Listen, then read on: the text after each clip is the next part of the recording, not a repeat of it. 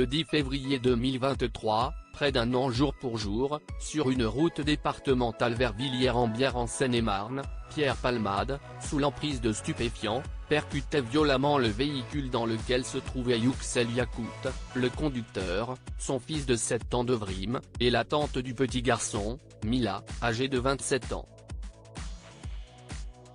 La jeune femme, qui attendait une petite fille déjà prénommée Solin Assal, a vu son monde s'effondrer en quelques secondes après le décès de son enfant in utero, en raison d'une grave hémorragie due à l'accident. Ma vie n'est plus la même, et elle ne le sera plus jamais, a-t-elle confié auprès de RMC ce vendredi 9 février, le visage marqué par la fatigue et le deuil. La chambre de sa fille, préparée avec amour, reste un sanctuaire inviolé, symbole d'un avenir arraché. Outre la perte incommensurable de son enfant, Mila est confrontée à des séquelles physiques et psychologiques.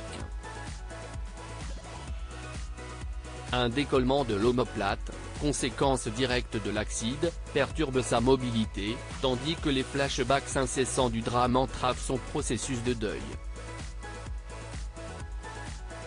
Depuis l'accident, je n'ai pas repris le travail, je n'ai pas la force d'y retourner.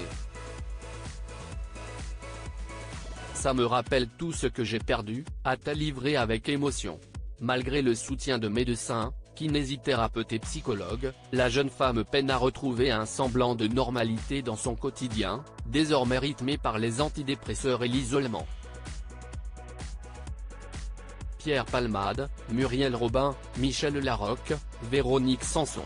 Les femmes de sa vieille affaire Pierre Palmade, la quête de justice de Mila. Face à cette épreuve, Mila aspire à une forme de justice.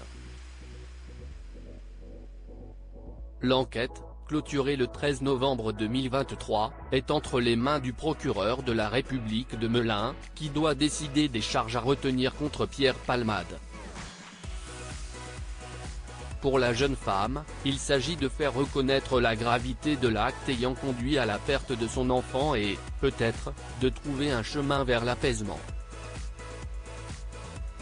Malgré la douleur et les obstacles, la jeune femme refuse de se laisser réduire à une victime.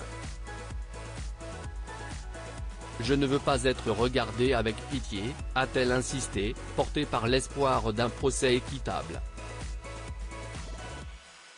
Crédit photo, Jacques Ovid Moreau.